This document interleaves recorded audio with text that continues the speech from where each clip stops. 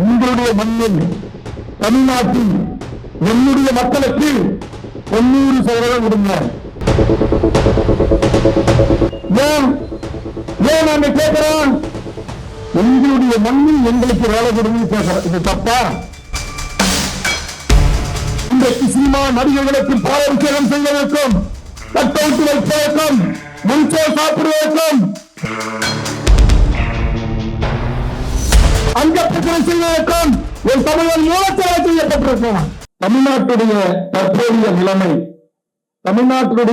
தற்போதைய நிலைமை இன்றைக்கு என்ன அப்படின்னா, இப்ப நான் சூளகிரி இந்த பகுதிக்கு வரேன். சாலையில 2 பக்கம் சந்தை போன்ற ஒரு பகுதி. இந்த 2 பக்கங்களும் கையில காய்கறி, பழங்கள், மளிகை பொருட்களை வாங்கி கொண்டு கூட்டமா இந்த முகத்துக்கு சம்பந்தம் இல்லாத, இந்த கருப்பு தோலுக்கு சம்பந்தம் இல்லாத, இந்த கபடமில்லாத உள்ளத்துக்கு சொந்தமில்லாத ஒரு கூட்டம் இந்த ஓசூர், சூளகிரி, கிருஷ்ணகிரி மாவட்டம் முழுவதும் நிரம்பி வாழ்கிறது. அதுதான் வடமர்களின் ஆதிக்கம். இங்கு இருக்கிற சிற்பாட்டில் இருக்கிற பணிகளாக இருந்தாலும், தொழில இருக்கிற வேலைகளாக இருந்தாலும், எல்லாவற்றிலும் நீக்கமர நிறைந்து வடவர்களின் ஆதிக்கம் இங்கு கொடிகட்டி பறக்கிறது. என் தமிழ் தாய்மார்களுக்கு கிடைக்க வேண்டிய வேலை வடவர்களுக்கு கிடைக்கிறது. என் தமிழ்நாட்டு இளைஞர்களுக்கு கிடைக்க வேண்டிய வேலை வடநாட்டுக்காரனுக்கு கிடைக்கிறது. என் தமிழ்நாட்டு இளைஞர்களுக்கு கிடைக்க வேண்டிய அரசு வேலை பல்வேறு மாநில மக்களுக்கு கிடைக்கிறது. என் தமிழ்நாட்டு மக்களுக்கு கிடைக்கக்கூடிய மத்திய ஒன்றிய அரசின் பதவிகள் வட மாநிலக்காரனுக்கு கிடைக்கிறது. அது ரயில்வே துறையாக இருக்கலாம், தனியார் துறையாக இருக்கலாம், கார்பரேட் பொருள் நிறுவனங்களாக இருக்கலாம். எதுவாக இருந்தாலும் சமீப காலமாக தமிழ்நாட்டில் சுமார் 1.5 கோடிக்கு மேற்பட்ட வட இந்தியர்களின் ஆதிக்கத்தால் என் தமிழ் சமூகம் இன்றைக்கு இறுகி கிடக்கிறது. என் தமிழ் சமூகத்திற்கு கிடைக்க வேண்டிய நியாயமான பதவிகள் என் தமிழ் சமூகத்திற்கு கிடைப்பது இல்லை. இதை சட்டமாக்க வேண்டும். எங்கள் ஆளுகின்ற தமிழ்நாட்டுடைய முதலமைச்சர் அவர்கள் தமிழ்நாட்டில் இருக்கிற மாநில அரசு பதவிகள் அனைத்திலும் 100% இந்த மண்ணின் பூர்வீகுடி மக்களாக இருக்கின்ற என் தமிழ் உறவுகளுக்கு வழங்க வேண்டும். இந்த மண்ணில் வாழக்கூடிய எமது மக்களுக்கு வழங்க வேண்டும். அதற்குரிய சட்டத்தை மாண்புமிகு தமிழ்நாடு முதலமைச்சர் மு.க. ஸ்டாலின் அவர்கள் நிறைவேற்ற வேண்டும் என்பதற்காகத்தான் இந்த மாபெரும் பொதுக்கூட்டம் இணைப்பு விழா வலியுறுத்தி என்பதை கேட்டுக் கொள்கிறது. 2, இந்தியாவில் ஆளுகின்ற நரேந்திர மோடி அவர்களே, மத்திய பிரதேசத்தினுடைய மாநில பதவிகளை மத்திய பிரதேசத்திற்கு தாருங்கள். பீகார் வேலையை பீகாருக்கே தாருங்கள். உத்தரப்பிரதேசத்தின் வேலையை உத்தரப்பிரதேசத்தைச் சேர்ந்த ஒன்றிய அரசு பணிகளை அவர்களுக்கே 90% தாருங்கள். உங்களுடைய மண்ணில் தமிழ்நாட்டில் என்னுடைய மக்களுக்கு 90% கொடுங்க. ஒரு 10% நீங்க இதர மாநில மக்களுக்கு நீங்க வேலையை கொடுங்க. அப்படி என்று தமிழ்நாட்டில் கடந்த 2011 ஆண்டிலிருந்து 2015 ஆண்டு முதல் தமிழக சட்டமன்றத்தில் இன்னைக்கு கட்சி தொடங்கிய காலத்திலிருந்தும் சரி, இன்றைக்கு சட்டமன்றத்தின் கவனத்தை ஈர்க்கின்ற போராட்டமாகவும் சரி, 2021 நான் சட்டமன்ற உறுப்பினராக பொறுப்பேற்று 2025 வரையிலும் சரி, தொடர்ச்சியாக 234 சட்டமன்ற உறுப்பினர்களின் ஒட்டுமொத்த என் தமிழ் சமூகத்தின் வேலைவாய்ப்பு உரிமைக்காக ஒரே ஒரு குரல் சமரசமற்று தமிழக சட்டமன்றத்தில் ஒலிக்கிறது என்று சொன்னால் அது தமிழக வாழ்வுரிமை கட்சியின் குரல். ஏன் நாங்க கேட்கிறோம்? எங்களுடைய மண்ணில் எங்களுக்கு வேலை கொடுங்க கேட்கிறோம். இது தப்பா? எங்களுடைய நிலத்தை பிடுங்கி, எங்களுடைய விவசாய நிலங்களை பறித்து, எங்களுடைய வீடுகளை இடித்து, எங்கள் மசூதிகளை இடித்து, எங்கள் கோவில்களை இடித்து, எங்கள் சர்ச்சைகளை இடித்து, பன்னாட்டு பணக்கார பெரும் நிறுவனங்கள், மிகப்பெரிய நிறுவனங்களை நிறுவுகிறான். அதற்கு ஒரே சாட்சி இந்த ஓசூர் மாநகரம். சிப்காட் விரிவாக்கம் 1, சிப்காட் விரிவாக்கம் 2, சிப்காட் விரிவாக்கம் 3 என்று விரிவாக்கம் செய்திருக்கிறார்கள். இங்கே என் தம்பி மாரிமுத்தின் பெயரை நான் சொல்லவில்லை. ஏன் சொல்லவில்லை? மாரிமுத்து 10ஓடு இது ஒன்று 10ஓடு என்று பேச்சாளர் மட்டுமல்ல, என் தமிழ் சமூகத்தின் உரிமைக்காக தமிழ்நாடு முழுவதும் பட்டி தொட்டி எல்லாம் தமிழக வந்து வாழ்கிற ஒரு முழுநேர பணியாளர். அந்த என் சகோதரனுக்கு நான் வாய்ப்பு தந்தால் 2 மணி நேரம் என் தமிழ்ச்சமூகம் எப்படி புறக்கணிக்கப்படுகிறது, என் தமிழ்ச்சமூகத்தின் வாழ்வினை எப்படி பறிக்கப்படுகிறது.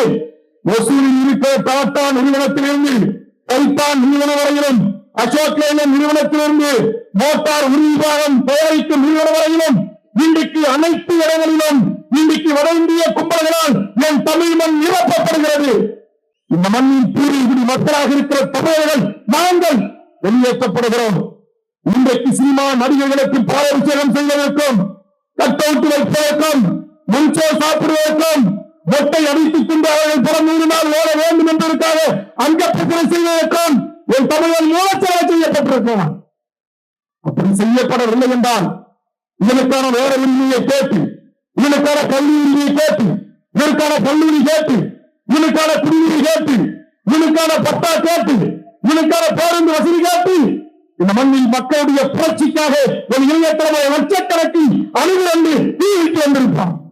ஆனா இங்க எங்க போறான்?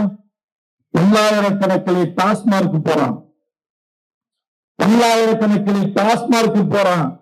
லட்சக்கணக்கிலே நடிகனை பார்த்து ஐயோ தலைவா பணம் ஏற்கலாம், செயின்சார்ஜ் போட்டல் உங்களுக்காக 2026 கணத்திருக்கிறது என்று சொல்கிறான். நான் கேட்கிறேன், தமிழ்ச்சமூகத்தின் நிலையோடு எந்த ஒரு சினிமா கதாநாயகனுடைய படங்களை பார்ப்பதை நான் தவறு என்று சொல்லவில்லை, ரசிப்பதை தவறு என்று சொல்லவில்லை. ஆனால் அந்த ரசிகன் ரசிகத்தன்மையோடு இல்லாமல் அவன் ரசிகத்தன்மை போலியாக மாறி தன்னுடைய கதாநாயக திரையின் பின்பத்தில் தோன்றி நடிக்கின்ற ஒருவனை நேரடியாக பார்த்துவிட வேண்டும் என்பதற்காக தான் ஆசையாக பாலூட்டி வளர்த்த பிரிதி கோவைகளை தோளில் சுமந்து இதோ நடிகர் விஜய் என்று காட்டுகின்ற போது கரூரிலே 40 உயிர்கள் பலியாக இருக்கிறது. இளைஞர்கள், தாய்மார்களே, பெரியோர்களே, இளைஞர்களே, உரிகளும் சிந்தியுங்கள். ஒரு சினிமா நடிகர் என்பவன் யாரோ ஒருவர் எழுதுகிற கதைக்கு, அவர் எழுதியிருக்கிற வசனத்திற்கு உயர்த்த சேர்க்கிறார். இதனோ ஒரு பாடல் ஆசிரியர் எழுதுகிற பாடலுக்கு உயர்த்த சேர்க்கிறார். இதனோ ஒரு சினிமா ஸ்டெண்ட் நடிகர் ஃபைட் பண்றான் அல்லது சண்டை காட்சியில் நடிக்கிறான், அதற்கு இவன் டூப் போட்டு நடிக்கிறான். இதை நிஜம் என்று நம்பி இவர் இப்படியெல்லாம் அடிக்கிறாரு, இப்படியெல்லாம் வசனம் பேசுறாரு, இப்படியெல்லாம் லஞ்ச லாபத்தை ஒளி பண்றாரு, இப்படி காவல்துறை அதிகாரியாக வந்து நேர்மையாக பணியாற்று என்று சொல்லுகிறாரே என்று துன்பமாக கட்டி எழுப்பப்பட்ட ஒரு நடிகனை ஐயோ ஏன் ஒரு நிஜத்துல வந்து எங்களுக்கு பண்ணுங்க என்று நீங்கள் இரவு காத்த கீழோல் காத்து கிடப்பது நியாயமா?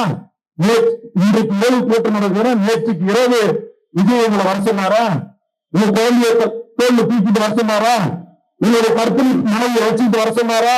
கற்பிணி மனைவியை விட்டுட்டு கணவன் தோல்வியோட வர சொன்னாரா? விதியோட வர சொன்னாரா? நான் கேட்கிறேன், இன்றைக்கு என் தமிழ் சமூகம் அறிவற்ற சமூகமாக சிந்திக்க தொடர்ந்து எனக்கு முன்னால் பேசி தங்கள் இலக்கியா நம்முடைய கௌரீஷ் பாண்டியன் ஆரம்பித்து அவர்கள் போல் குறிப்பிட்டது போல் இது எவ்வளவு பெரிய மண், யாரின் ஊரே யாவரின் தோழில் என்று நம்முடைய முன்னெத்தி ஏர்கள் வாழ்ந்த மண், வாடிய பெயரை கண்ட போதெல்லாம் மாறினேன் என்று வல்லனார் வாழ்ந்த மண், சாதி ஆதிக்கத்திற்கு எதிராக பெண் அடிமகனத்திற்கு எதிராக வாழ்ந்த வைகுண்டர் வாழ்ந்த மண் அல்லவா இந்த மண்? சமதர்மச்சிற்கு சிறியார ஓரர் பிறந்த மண் அல்லவா இந்த மண்? அயோத்திதாச பண்டிதர் பிறந்த மண் அல்லவா இந்த மண்? ஏன் எல்லாவற்றிற்கும் மேலாக இந்திய அரசு பல்வேறு தேசிய இனவை அடிமை சிறையாக நடத்துகிறது என்று தமிழ்நாடு தனிநாடு வேண்டும் என்று ஆயுத போராட்டத்தை முன்னெடுத்த தோழர் தமிழரசன் பிறந்த மண் அல்லவா இந்த மண்? விடுதலை படத்தின் கதாநாயகராக காட்சிப்படுத்தப்பட்ட தமிழரசன் அந்த கதாநாயகன் குருவாக இருந்த புலவர் கல்வி தோன்றி வாழ்ந்த மண்ணல்லவா இந்த மண்? எல்லாவற்றிற்கு மேலாக 5 மாநில போலீசுக்கும் இந்தியாவின் துணை ராணுவத்திற்குமே தண்ணி காட்டிய என்ற சந்தன காட்டின் புகழ் 1000 வீரப்பனா வாழ்ந்த மண்ணல்லவா இந்த மண்? இந்த மண்ணில் பிறந்த எனது உறவுகளே, கரூரிலும் நாமக்கலிலும் திருச்சியிலும் எதற்காக நடிகனுக்கு பின்னால் செல்கின்றீர்கள்? அந்த நடிகனுடைய படத்தை திரையில் பார்க்கிறீர்களா இல்லையா? செல்போனில் பார்க்கிறீர்களா இல்லையா? தொலைக்காட்சியில் பார்க்கிறீர்களா இல்லையா? அப்புறம் எப்படியாவது நேரடியாக பார்த்துவிட வேண்டும் என்பதற்காக ஏன் தம்பிகள் ஏறுகிறீர்கள்? ஏன் குடிசை சுவர்கள் மேல் ஏறுகின்றீர்கள்? ஏன் ஓட்டு சீட்டின் மேல் ஏறுகின்ற குதித்து இறந்து செத்து மடிகின்றீர்கள்? சாலையோரம் பட்டு கடங்காமல் நிற்கின்றீர்கள். 12 மணி நேரம் 8:45 வர வேண்டிய விஜய் 4 மணிக்கு வரார், இரவு 1 மணிக்கு வரார். அனைவரையும் குடிக்க தண்ணி இல்லாம, பாத்ரூம் வழி இல்லாம, கையறைகள் வழி இல்லாம, ஒரு மனிதர்களுடைய காற்றிலே சுவாசிக்க முடியாம, ஒரு எள்ளு போட்டா கூட விடுவதற்கு இடம் இல்லாம, அப்படி மோகம் என்று போய் ஒரே இடத்தில் கூலி நீண்டு வீழ்ச்சி தொடரும் ஏற்பட்டு செத்து மறிகின்றீர்கள். அப்படி செத்து மறிகின்றவர்களை தூக்கி கொண்டு போய் ஆம்புலன்ஸ்ல வந்தா ரசிகர்கள் என்ற பெயர்ல அந்த ஆம்புலன்ஸ் அடிச்சு நொறுக்கிறான், ஆம்புலன்ஸ் டிரைவரை அடிச்சு நொறுக்கிறான். இதுதான் பண்பாடா? இதுதான் தலைமை பண்புகளா? இதுதான் அரசியல் படுத்துகிற லட்சணமா? இதுதான் எதிர்காலம் உங்களுக்கான மந்திரிமார்களா? இதெல்லாம் நாளை எதிர்காலத்தில் உங்களுக்கான சட்டமன்ற வீப்பார்களா? இதெல்லாம் இந்த அரசியல் போராட்டத்தை உருவாக்கி கட்சியுடைய மாவட்ட செயலராக, மாநில தலைவர்களாக வழிநடத்தக்கூடிய 2ஆம் கட்ட தலைவர்களா? கேட்கிறேன். நீதிமன்றம் சொல்லுகிறது, காவல்துறை சொல்லுகிறது, கூட்டம் உங்களுக்கு அதிகமாக வரும், உங்களை சினிமா மோகம் என்று பார்க்கிற ஒரு பூமியாக தமிழர் நிலம் இருக்கிறது, அதனால் உங்களுக்கு இந்த இடம் போதாது என்று சொல்லுகின்ற போது இல்லை இல்லை, இந்த வருகையை தடுக்கின்றீர்கள், இந்த அரசியல் வளர்ச்சியை சூழ்ச்சி செய்து பக்கம் தட்ட பார்க்கிறீர்கள் என்றெல்லாம் சொல்லி சண்டையிட்டு இந்த இடத்தில் தான் நாங்கள் பேசுவோம் என்று அடம்பிடித்து பேசினீர்கள். இந்த 10 பிஞ்சி கொள்கைகளின் ஈடுக்கு யார் பதில் சொல்வது? 40 உயிர்களின் தியாகத்திற்கு யார் பதில் சொல்வது? என்னுடைய பல குடும்பங்களின் தாய்மார்களின் தாலி அழிக்கப்பட்டிருக்கிறது, யார் பதில் சொல்வது?